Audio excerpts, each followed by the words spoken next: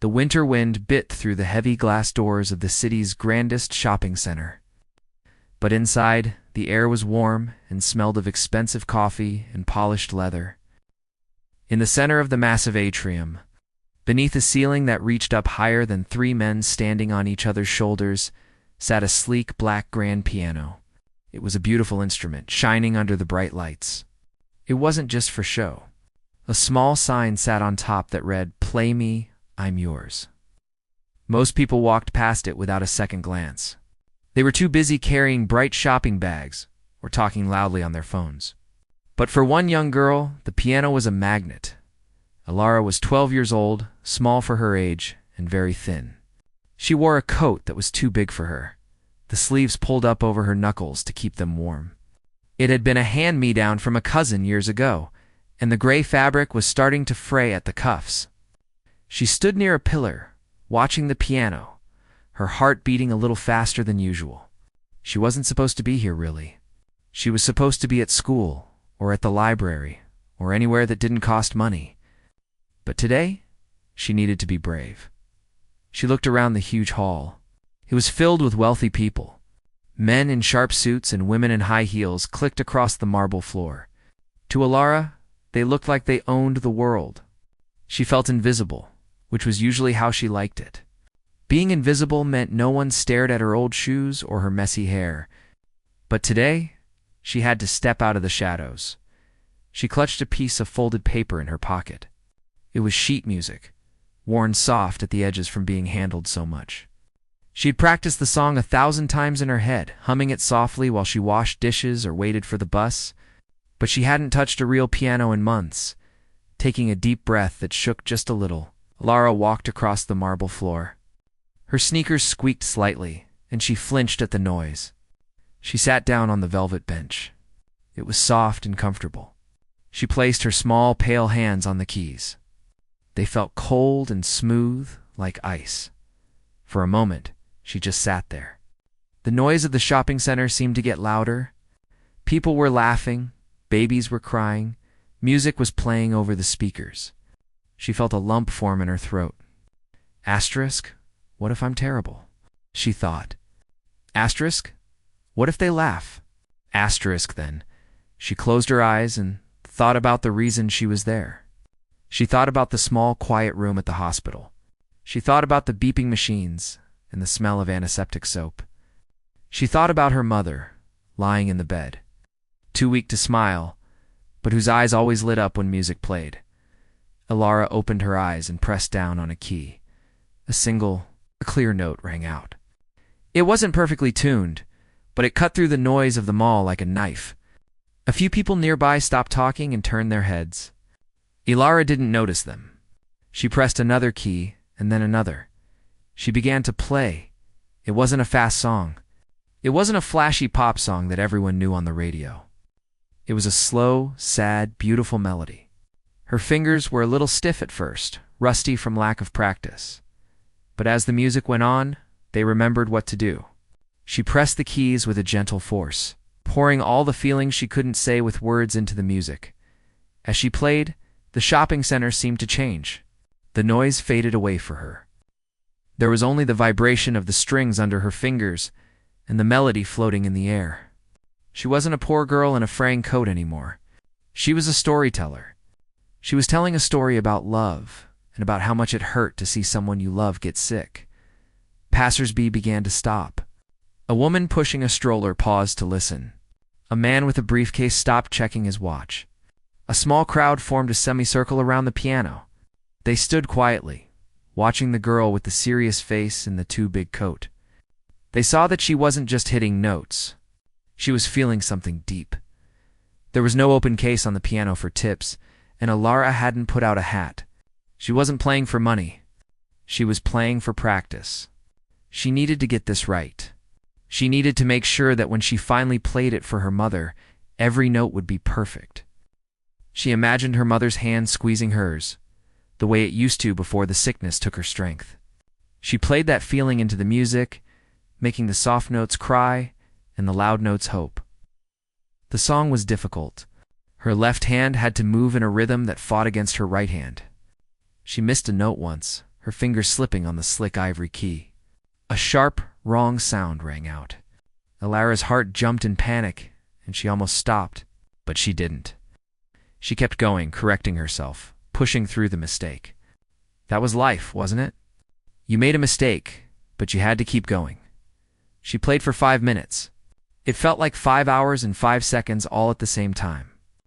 When she reached the end of the page, her hands slowed down. She played the last few chords softly, letting them fade into silence until the very last sound was just a memory in the air. Ilara. Leia pulled her hands back into her sleeves and sat still. She was breathing hard, like she had just run a long race. Slowly, the sounds of the mall came back to Hertha, clicking heels. The distant cash registers, the hum of conversation. For a moment, nobody said anything. Then, a man on the edge of the crowd clapped. Once, twice. Then, a few others joined in. It wasn't a huge applause, but it was genuine. Ilara didn't turn around to see who was clapping. She just looked down at the keys. She felt a mix of relief and sadness. The relief was that she had done it. The sadness was that her mother wasn't there to hear it. She stood up from the bench, her legs feeling a little shaky. She adjusted her coat and looked around nervously. She saw people smiling at her, some with pity in their eyes, others with genuine admiration. A woman stepped forward as if to give her some money. But Ilara shook her head quickly and turned away. She wasn't ready to talk to anyone. She just wanted to hold on to the music for a little while longer. She started to walk away, heading toward the exit, her heart full of the song, unaware that her performance had drawn the attention of someone very powerful who was standing on the balcony above. Arthur stood on the curved balcony of the second floor, looking down over the railing like a king surveying his kingdom. He was a man who was used to having the best view of everything. He wore a suit that probably cost more than most people's cars, tailored perfectly to his broad shoulders. In his hand he held a cup of coffee that he had paid too much for, not because he liked the taste, but because he could. He was in a foul mood. A meeting earlier in the day had gone wrong, and he was looking for a reason to be angry at the world. From his high vantage point, he heard the music start. It wasn't the smooth, polished jazz that usually drifted through the shopping center's speakers.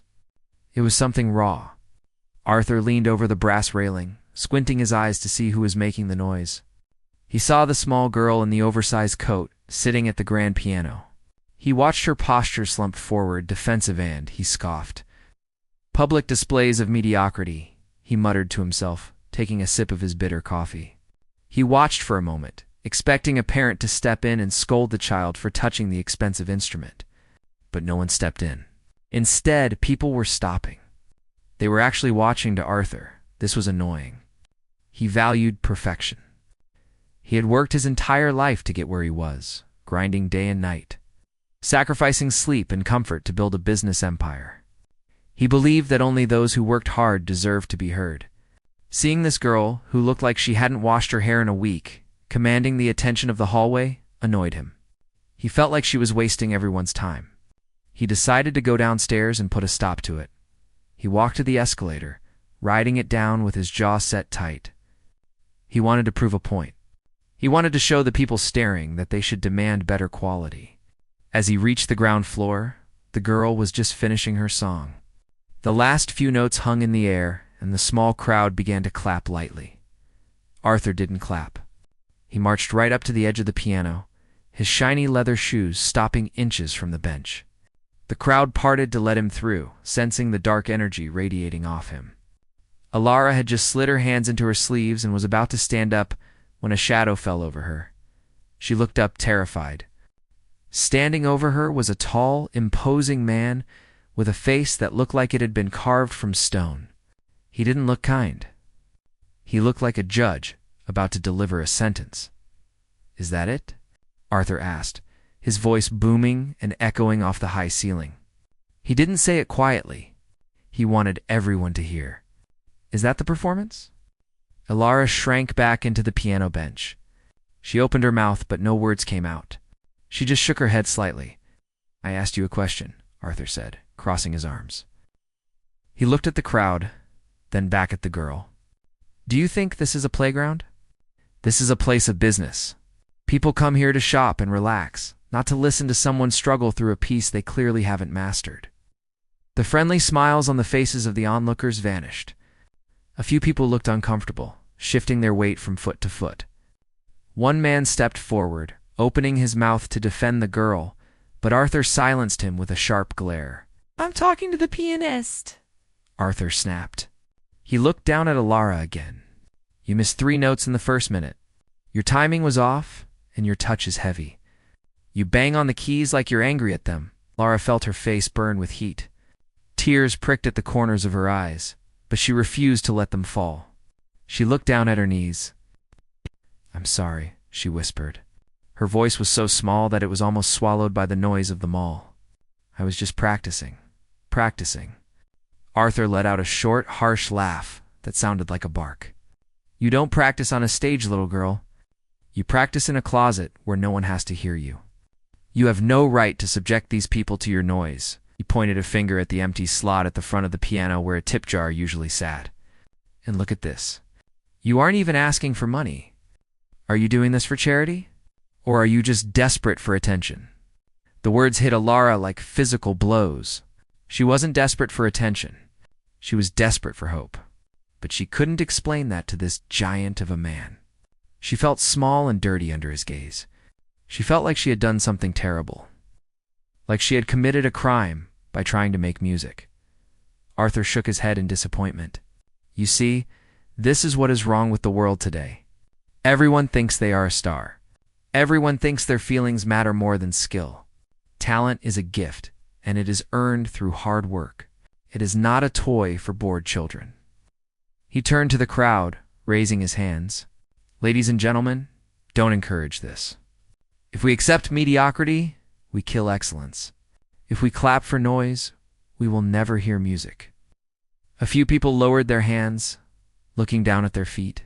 The atmosphere in the atrium, which had been so magical just moments before, turned cold and heavy. The magic had been shattered by arrogance. Arthur looked back at Alara one last time. "Go home, play on a table. Or better yet, go find something you are actually good at. Leave the art to the professionals." He stood there, waiting for her to run away, to be chased off by his harsh words. He expected her to flee in tears. And a part of Alara wanted to dissolve into the floor and disappear. But then she looked at the keys. She thought about the song. It was the only thing connecting her to her mother. Slowly, painfully, Alara stood up. She was trembling, but she forced herself to look Arthur in the eye. She didn't say anything. She didn't argue. She just gave him a sad, dignified look, the kind of look a much older person might give a child throwing a tantrum. She gently closed the piano lid, careful not to let it slam then. She turned and walked away. Arthur watched her go, a smug smile tugging at the corner of his mouth. He felt powerful. He felt like he had restored order to the universe. He straightened his jacket and looked around at the people nearby. "Show's over," he announced to no one in particular. "Back to your shopping." But the people didn't move immediately. They watched the girl in the gray coat as she walked toward the glass doors. They saw her stop at a trash can to throw away a crumpled tissue. They saw her shoulders slump forward, defeated in a way that went deeper than just a bad performance. Then they looked back at Arthur. They didn't see a powerful man restoring order. They saw a bully who had just kicked a puppy. A woman in a red coat shook her head in disgust at Arthur and walked away. A man sneered at him before turning his back. The crowd dispersed, but the mood was soured. No one was in the mood to shop anymore. Arthur didn't notice the change in the room. He was too busy checking his watch. He had a lunch reservation in 10 minutes. He felt justified. He felt right. He turned to walk toward the escalator, satisfied that he had taught the girl a valuable lesson about the real world. He had no idea that the real world was about to teach him a lesson he would never forget. As he walked away, he missed the sound of a stranger approaching the girl by the doors. He missed the kindness that followed his cruelty. He was already moving on to the next thing, blind to the trail of pain he left behind. Alara walked out of the shopping center, and the cold air hit her face like a splash of water. She wasn't crying anymore, but her eyes felt hot and puffy. She felt hollowed out, like a shell that had been smashed on the rocks. The music was gone from her head, replaced by the man's loud, booming voice calling her mediocre. She walked to a wooden bench that sat near the edge of the plaza, away from the busy doors, and sat down.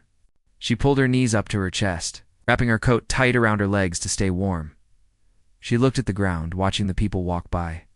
She felt invisible again, but not in a safe way this time. She felt small and worthless. Maybe he was right, she thought. Maybe I am just noise. She pulled the folded sheet music out of her pocket. It was wrinkled now from her sweaty hand. She looked at the notes, black dots on white paper that had made so much sense to her an hour ago. Now, they just looked like scrawls. She crumpled the paper in her fist, squeezing it tight as she sat there.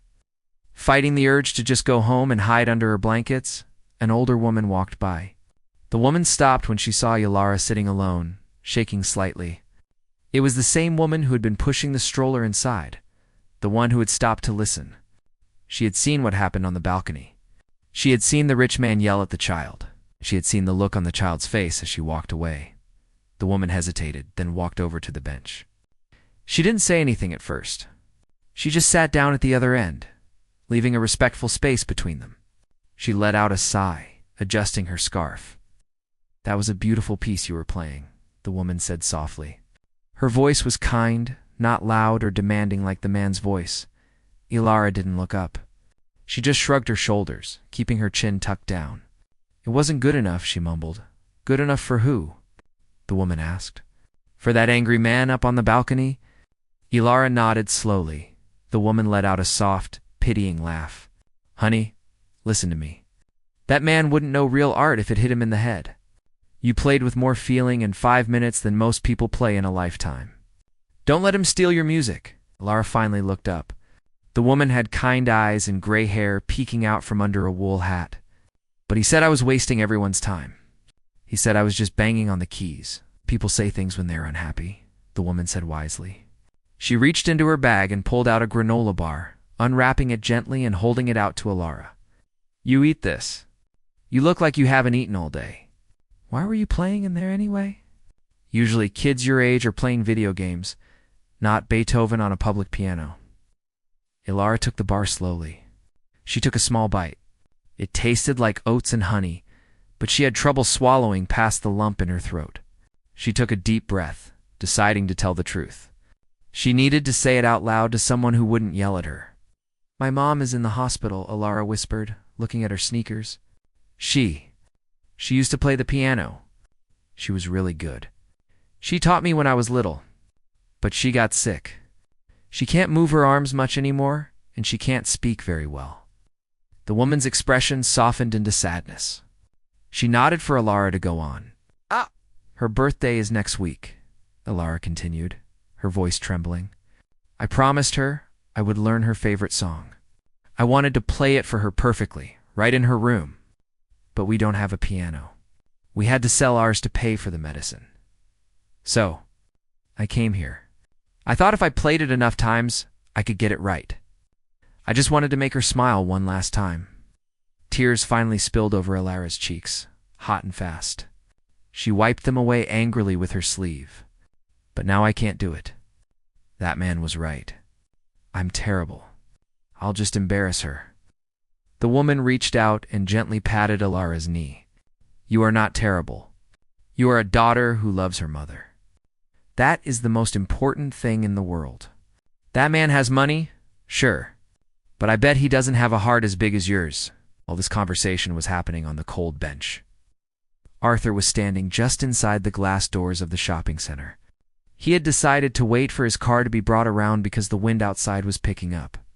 He was checking his emails on his phone, frowning at a stock market graph, not paying attention to the world around him. But the glass doors were thin, and the wind was carrying sound. Arthur paused. He heard a woman's voice talking about a hospital. He glanced up, annoyed at the chatter interrupting his focus. He looked through the glass and saw the old woman and the girl on the bench. It was the girl from the piano. He scoffed, and was about to look back at his phone. But the wind changed, carrying the girl's voice clearly to his ears. I just wanted to play it for her perfectly. She can't move her arms. We sold our piano. Arthur froze. His thumb hovered over his screen. He didn't move. He watched Alara's face through the glass. He saw the tears. He saw the despair. He watched the girl take a bite of the granola bar like she was starving. The words hit him in the chest. Sold the piano. Sick mother. He looked back at the piano inside, now empty. The shiny black surface reflected the lights. He remembered the way she played. He had called it noise. He had called it banging. But now, with a new context, the memory of her playing shifted in his mind.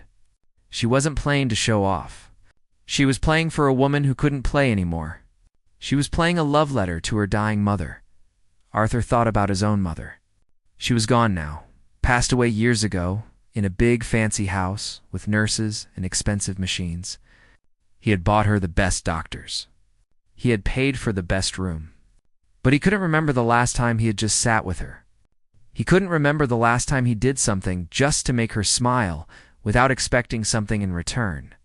He had given her money, but he hadn't given her his time. He looked at the girl again. He saw the worn coat. He saw the desperation. He remembered what he had said to her. Asterisk, you have no right to subject these people to your noise. Asterisk. Go find something you are actually good at. Asterisk. The guilt hit him like a physical weight. It made his stomach twist into a knot. He felt sick. He had used his power, his money, and his loud voice to crush a child who was already carrying the weight of the world on her shoulders. He hadn't been teaching her a lesson about excellence. He had just been a bully. The woman outside patted the girl's shoulder again. Arthur saw Alara wipe her face and stand up. She looked defeated. She looked broken.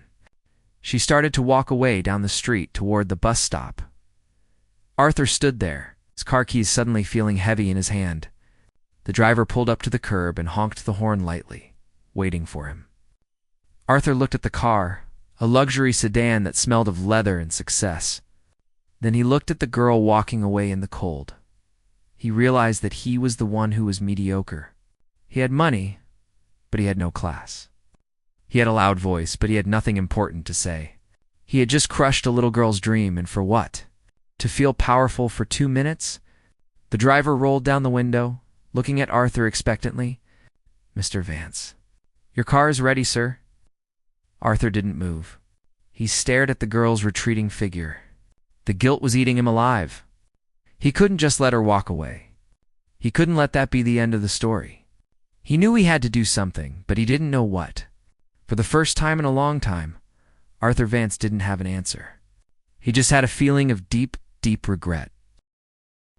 The drive back to Arthur's penthouse was quiet, but the noise inside his head was deafening. Usually, the silence of his luxury sedan felt like a reward after a long day. It was a bubble of peace where no one could bother him. But today the silence felt heavy. It felt accusing. Every time the car hit a small bump in the road, Arthur saw Lyra's face in his mind. He saw the way she shrunk into her coat. He heard the pathetic sound of her voice telling the stranger that she sold her piano. He looked out the tinted window at the city passing by. He saw people walking, laughing, living. He felt strangely disconnected from them. For years he had told himself that he was better than them because he had worked harder, achieved more, and won the game of life. He believed that people who struggled just weren't trying hard enough. Talent is earned through hard work, he had told the girl. The memory made him wince. The car pulled up to his building, a tall glass tower that looked like a spear reaching for the sky. He walked in, nodding to the doorman, and took the elevator all the way up to the top floor. When the doors opened, he stepped into his apartment. It was huge. It had floor-to-ceiling windows that showed the entire city lit up below. In the corner of the main living room, sitting there like a piece of furniture that no one used, was a grand piano. Arthur walked over to it. It was a masterpiece of an instrument, made of polished black wood and gold trim. He had bought it 10 years ago because he thought a man of his status should have a piano. He even hired a teacher for a few months. But he quit when he realized he didn't have the patience to practice scales for hours every day. So, there it sat. Dust gathered on the lid, and the strings inside were silent. He sat down on the bench. It was cold. He placed his hands on the keys, the same way Alara had done downstairs. He tried to press a key, but his hand hovered in the air. He couldn't do it. He felt like a fraud. This piano represented everything he hated about himself now. It was a trophy, a symbol of wasted potential and arrogance. While a little girl with a dying mother had to play on a public piano just to hear the music, he slammed his fist down on the keys, creating a loud, ugly, discordant noise that echoed through the empty room. "Fool," he said out loud to himself. He wasn't angry at the girl anymore. He was angry at himself. He was angry that he had let his own pride blind him to the suffering of another human being. He had spent his life chasing money, thinking it would protect him from feeling bad. But money couldn't fix the knot in his stomach right now. Arthur stood up and paced the room. He needed a drink. He walked to the bar and poured himself a glass of expensive scotch, but he didn't drink it. He just watched the amber liquid swirl in the glass. She just wanted to play for her mother, he whispered. The thought kept circling in his brain. It was such a pure, simple wish, and he had crushed it. He realized that he couldn't just say sorry. An apology from a rich man in a suit didn't mean anything, especially to a girl who had lost her piano. If he wanted to fix this, he had to do something real. He had to use the things he took pride in: his money, his power, his connections, not to build himself up, but to lift someone else up. He pulled his phone out of his pocket. His hands were shaking slightly, which was unusual for him. He scrolled through his contacts until he found the number for his private assistant. He pressed a call. "It's late, Arthur." The assistant answered after one ring, sounding tired. "Is everything okay?" "No," Arthur said. His voice was rough. "No, everything is not okay. I need you to find someone for me." "I need you to find a girl," Arthur said, walking back to the window and looking out at the city lights. She was at the shopping center plaza, near the piano. Her name is Alara. I don't know her last name. I don't know where she lives. There was a pause on the line. "Arthur, I can put a private investigator on it in the morning, but finding a random girl in the city without a last name could take time." "Then start now," Arthur snapped. "Call security at the plaza. Check the cameras. See if she used a transit card nearby. I don't care what it costs. Find her." The assistant sounded surprised, but professional. "Okay, I'll make some calls, but..." "Arthur, why? Who is she?" Arthur hesitated. He looked at the black piano in the corner of the room. "She's someone I hurt. And she's someone who is going to lose her mother if I don't step in. What do you need from me when I find her?" "I need to know everything," Arthur said. "Where they live, what hospital the mother is in, what the bills look like. I want to know how bad it is." "Understood," the assistant said. "I'll call you back in an hour." Arthur hung up the phone. He felt a small spark of relief, but the guilt was still there. He sat down in his leather armchair and waited. An hour passed. His phone rang. "We found her," the assistant said immediately. "Her name is Alara Vance. No relation to you, obviously. She lives in a small apartment in the Northern District with her father. Her mother is in St. Jude's Hospice Center." "Hospice," Arthur repeated. The word felt like a stone in his throat. Hospice meant there was no cure coming. It meant time was running out. "Yes," the assistant said quietly. "The medical bills are significant, Arthur." "And her father.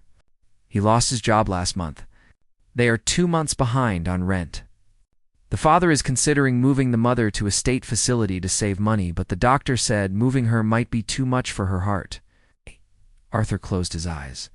He squeezed the bridge of his nose. It was worse than he thought. It wasn't just about a piano. It was about a family collapsing, and he had gone out of his way to kick them when they were down. "What kind of music did the mother play?" Arthur asked suddenly. "Excuse me?" "The mother.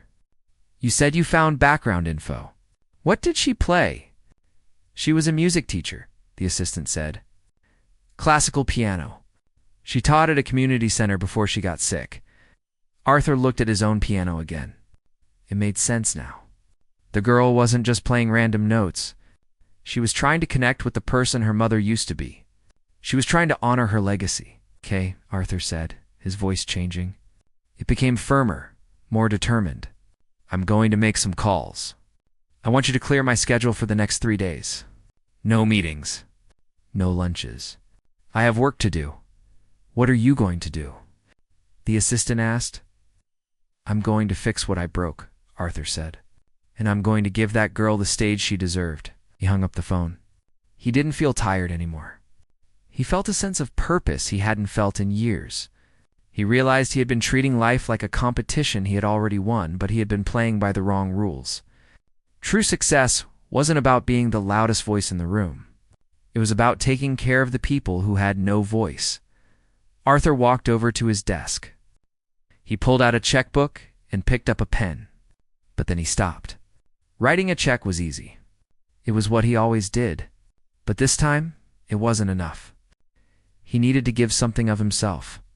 He needed to make sure that on that mother's birthday, the music played. Not because he paid for it, but because he helped make it possible. He sat down and began to write a list. A list of things that needed to be done. A plan to turn a moment of cruelty into a lifetime of memories. He wasn't just a millionaire anymore. He was a man on a mission to redeem his soul, one note at a time.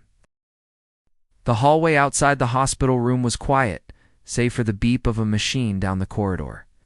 The air smelled clean and sterile, a sharp contrast to the dusty, cold air of the bus stop. Ilara stood outside the door to room 304, clutching her sheet music. Her hands were shaking so badly that the paper rattled. Her father stood next to her, squeezing her shoulder. He looked confused but hopeful, a look he hadn't worn in months. Are you sure you want to do this, LR? Her father asked gently. We can just sit with her. You don't have to perform. Ilara took a deep breath. I promised her dad I have to try. She pushed the heavy door open. The room was small, filled with the soft hum of medical equipment. Her mother lay in the bed, propped up by pillows. Her face was pale, and her skin looked thin and paper-like. But her eyes were open. They were tired eyes, but they brightened the moment they saw Ilara. The mother tried to speak, but a soft wheeze came out instead. She smiled and raised a hand slightly, her fingers twitching. Ilara walked over and took the weak hand. Hi, Mom. Happy birthday. Mother mouthed the words, Thank you. Then Ilara noticed something in the corner of the room. It was impossible. It couldn't be there. Sitting against the wall, gleaming under the fluorescent lights, was a beautiful, upright digital piano. It wasn't a cheap toy. It looked professional. Ilara turned to her father, her eyes wide. Where did that come from? She whispered. Her father shook his head, looking just as stunned. I don't know. The nurse said a donor dropped it off an hour ago. Said it was a gift for the birthday girl. Before Ilara could ask more questions, the door opened again. The nurse stepped in, but she wasn't alone. Arthur walked in behind her. He wasn't wearing the sharp, arrogant suit from the shopping center. He was dressed in a simple coat and trousers. He looked different. His face wasn't hard. It looked soft, almost nervous. He stood in the doorway, his hands clasped in front of him, looking like a man who knew he didn't belong there, but desperately wanted to be. Ilara froze. The fear from the mall came rushing back. She instinctively moved in front of her mother, as if to protect her from the tall man. It's all right, Arthur said quickly.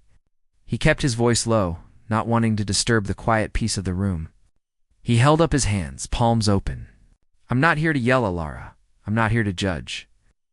The father stepped forward, shielding his daughter. Who are you? What do you want with us? Arthur looked at the father, then at the sick woman in the bed, and finally at Ilara. He took a slow breath. I am the man who was wrong, Arthur said simply. I am the man who made your daughter cry in the shopping center. The room went dead silent. The father's face turned hard. He opened his mouth to tell this man to leave, but Arthur spoke again.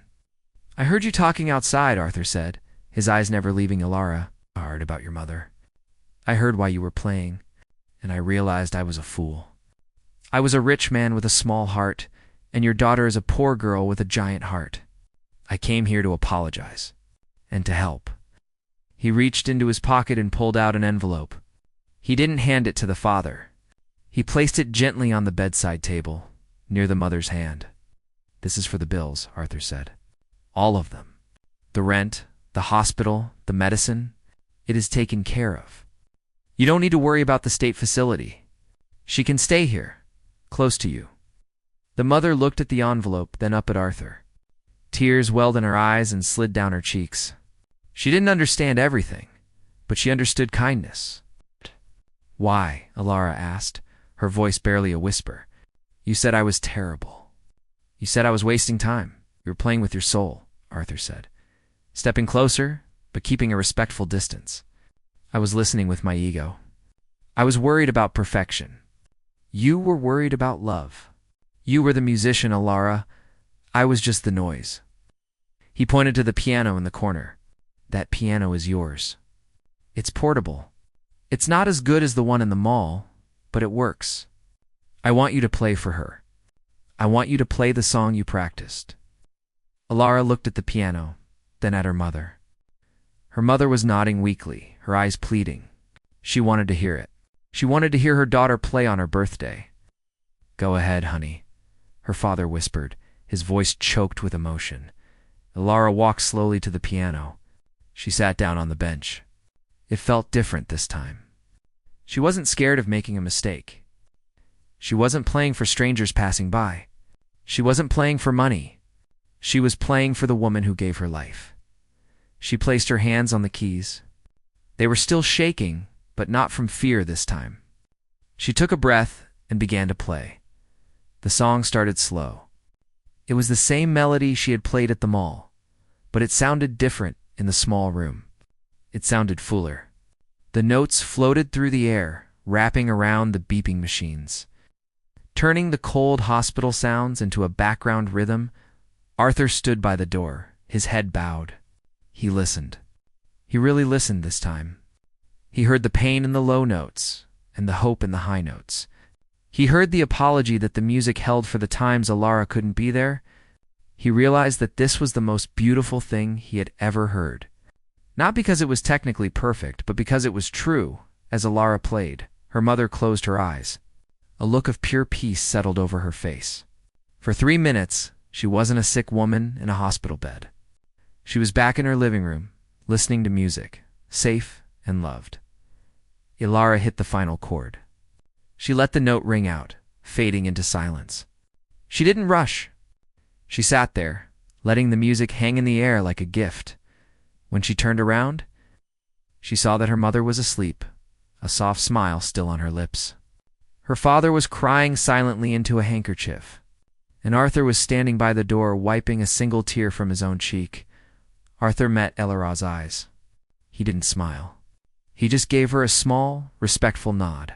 It was the nod of one artist to another. It was the nod of a man who had learned his lesson. "I have arranged for one more thing," Arthur said softly, not wanting to wake the mother. "I don't know if she can go home, but I know a conservatory. They have a scholarship for young students who play with passion. I have told them about you. If you want to keep playing, when this is over, they will have a spot for you." Lara's mouth opened in shock. She didn't know what to say. A scholarship? A future?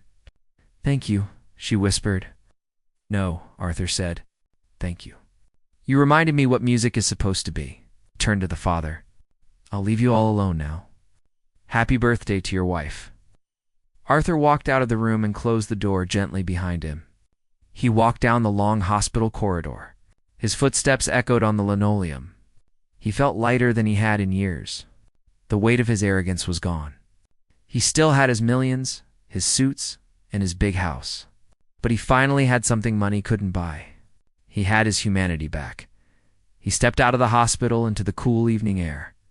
The city was loud and bright, but he didn't mind the noise anymore. He walked toward his car, but he didn't get in right away. He stood on the sidewalk and looked up at the stars. For the first time in a long time, Arthur Vance felt like he was truly part of the world, not just watching it from a balcony above. And he knew that no matter what happened next, he would never forget the sound of a little girl's piano playing in a quiet hospital room.